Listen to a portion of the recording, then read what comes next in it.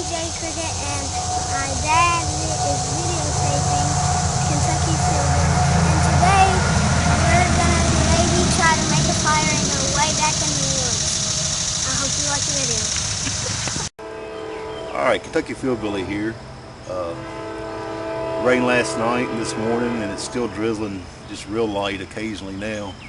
So I figured what better day could there be to start a fire. So we're going to try to start our first fire kind of in the rain and just see how it goes. I've already laid down kind of a base of the driest limbs I could find. And then we went out and we went to the drier side of a cedar tree. We got shavings for our bird nest and the tops of some grass that was semi-dry. So I'm going to try to use some charred punkwood to get this started with the ferrule rod, and then we'll see if we can go from there. So I'll be back with you once I get my bird nest set up. Okay, what we have here is just a small piece of charred punkwood in the middle of my little bird's nest. So I'm going to spark that, and it will catch a spark really easy.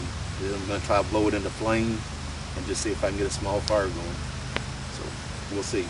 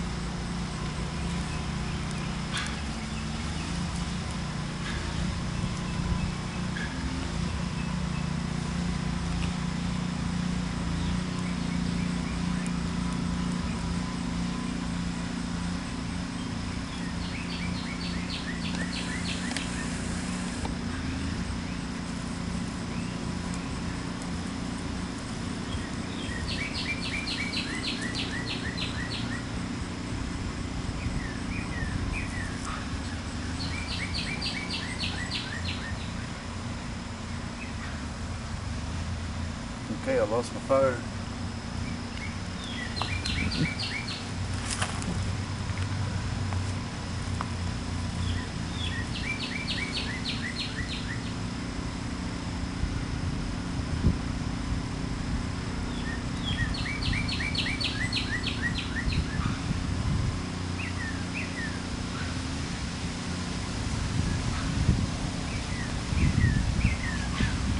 Normally with cedar bark this would go off so easy, where it's a little damp. It's going to take just a little more work.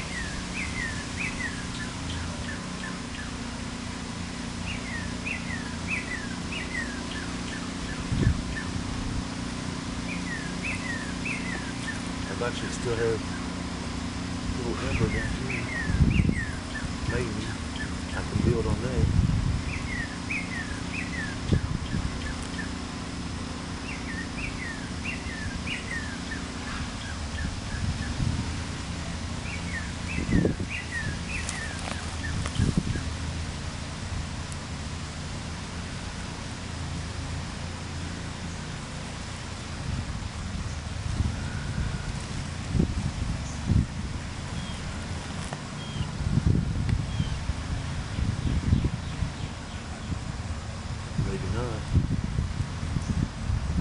Alright guys, so I struck out again, but I do have a solution.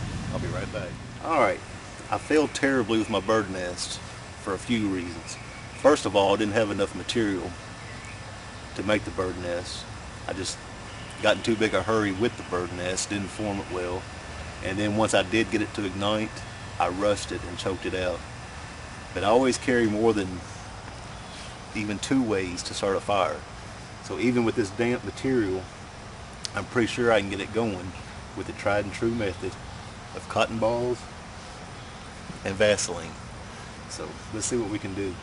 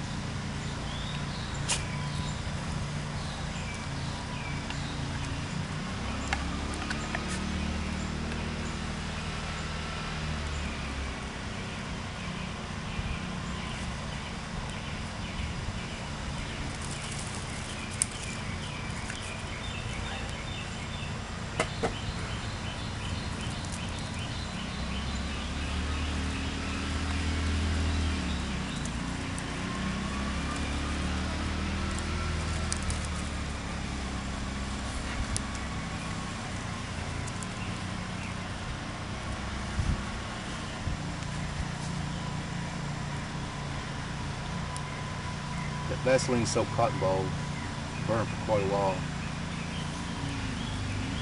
That should allow us to get even, well, this really small stuff started, and then to dry out some of the bigger stuff.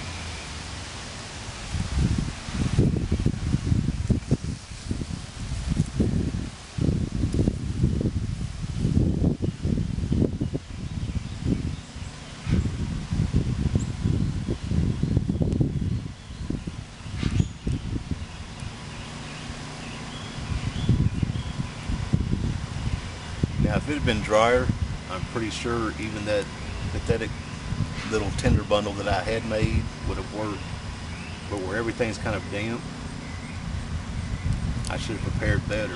But again, I always carry at a minimum of 3 different ways to start a fire.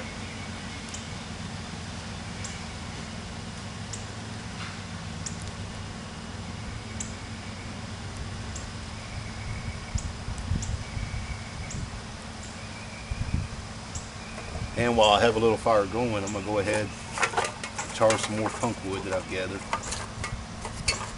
Just again in a little tin, small hole in the top of the tin. Just going to put that in the fire once it gets going. You want to make sure there's no oxygen getting in.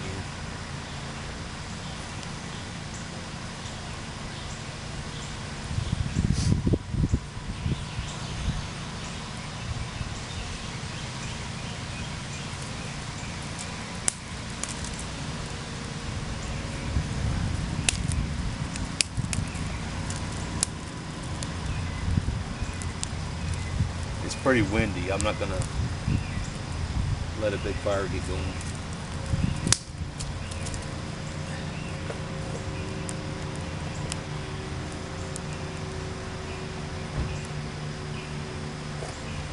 But I'll be back with you once the punkwood is charred.